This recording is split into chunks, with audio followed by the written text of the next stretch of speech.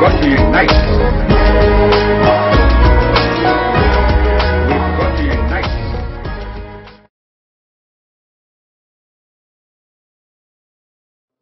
Ma contribution était juste d'éclairer l'assistance sur ce qui s'est passé, ce qui se passe concernant les droits d'auteur.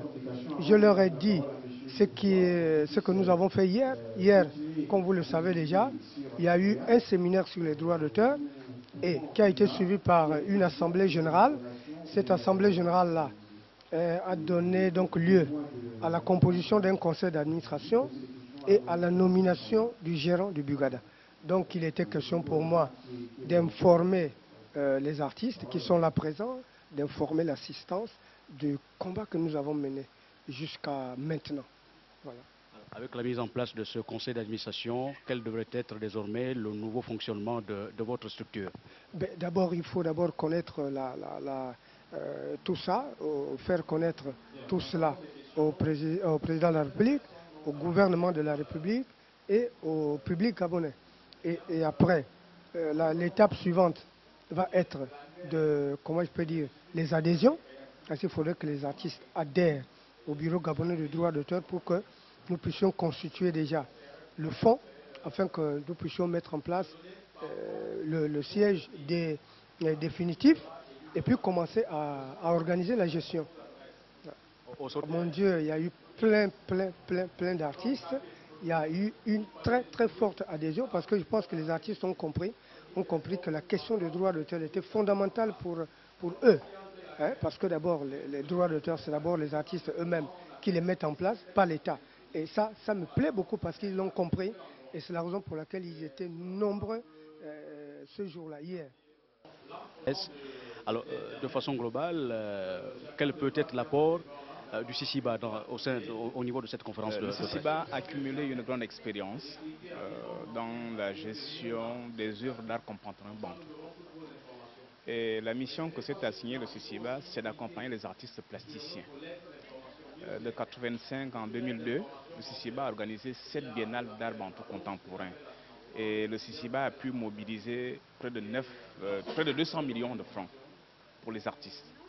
Ça veut dire que les artistes ont eu des prix. Et aujourd'hui, nous pensons que cette biennale doit être repensée. Parce qu'il faudrait placer l'artiste au centre de la manifestation. Et c'est à ce titre que nous sommes venus partager l'expérience du CICIBA avec les artistes qui sont ici présents pour leur dire ce que le CICIBA peut faire pour eux et comment le CICIBA entend les accompagner dans le cadre de la création des industries culturelles. Voilà. Avec Atelier Network, nous sommes déjà membres de ce réseau. Nous pensons que ceux qui sont venus assister à cette conférence ont pour la plupart des gens qui vont sur le net. Nous sommes en contact avec les institutions culturelles à l'échelle mondiale. Et certaines des institutions culturelles offrent des formations. Et si nous arrivons à obtenir la plupart des emails de ceux qui sont venus assister à la conférence ici, nous pourrons diriger ces formations ou ces demandes vers ces bénéficiaires. De façon à ce que, à travers le CICIBA, ces participants qui sont venus assister à cette conférence puissent être au courant de ce qui se passe à l'échelle mondiale, de ce qui est offert comme formation. Voilà.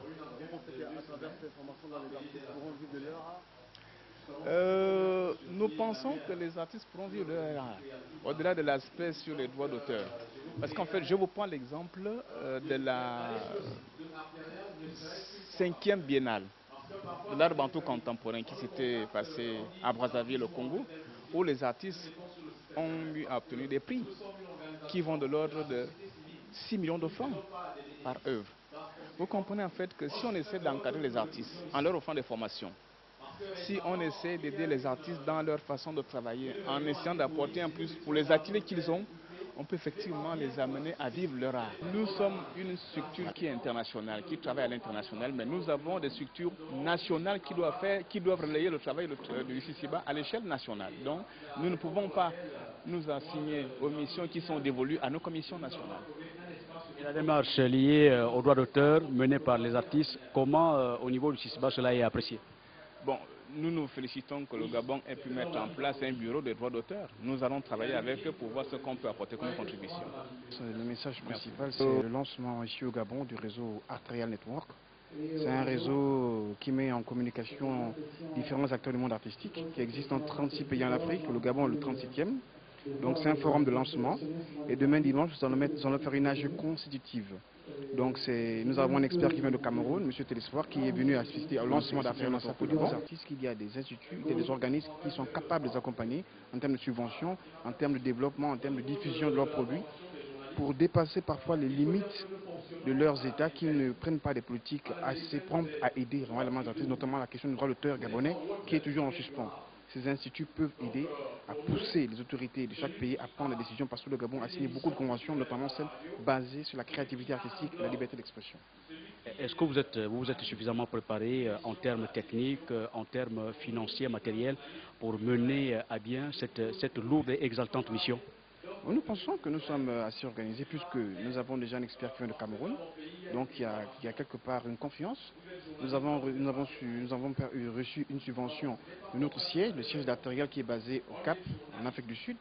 Donc je pense que si nous n'étions pas assez organisés, l'organisme en tant que tel n'aurait pas boosté, ne nous aurait pas accompagné pour la mise en place du lancement de ces réseaux. Ils nous ont fait confiance parce que... Pour lancer une ONG panafricaine qui promeut la démocratie, la liberté d'expression, la lutte contre la pauvreté et la lutte contre la corruption à travers les arts et la culture. Il se trouve que nous sommes déjà présents dans 36 États en Afrique et que pour nous, le Gabon est un poids lourd dans la sous-région Afrique centrale. À partir de ces indices de gouvernance, de démocratie et autres, pour nous, c'est un profil qui accorde au Gabon d'être...